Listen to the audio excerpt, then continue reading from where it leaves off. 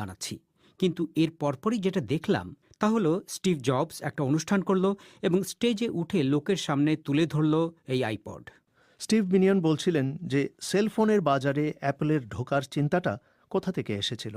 So the idea was actually kind of a natural progression of things. And the actual idea এটা আসলে স্বাভাবিকভাবেই এসেছিল। তবে একটা নতুন ফোন তৈরির আইডিয়াটা এসেছিল মোটোরোলা এবং আইটিউনের সাথে আমাদের যে সম্পর্ক ছিল তার মাধ্যমে। মোটোরোলা রকার নামে একটি ফোন তৈরি করলো। সেই ফোনে আইটিউন থেকে মিউজিক বাজিয়ে দেখানো হলো। তবে স্টিভকে সবার বোঝাতে হয়েছিল যে এটা একটা ভালো আইডিয়া। তখন আমাদের নানা রকম আইডিয়া নিয়ে কাজ হচ্ছে। একটা চিন্তা ছিল যে আমরা ফোন বানাতে চাই না, আমরা বরঞ্চ একটা ওয়াইফাই বানাবো এবং একটা ফোন সেই ওয়াইফাইতে যুক্ত হলেই শুধু তা দিয়ে কল করা যাবে। শেষ পর্যন্ত স্টিভ রাজি হলো এবং বলল, চলো তাহলে আমরা ফোনই বানাই। both feet in the pools.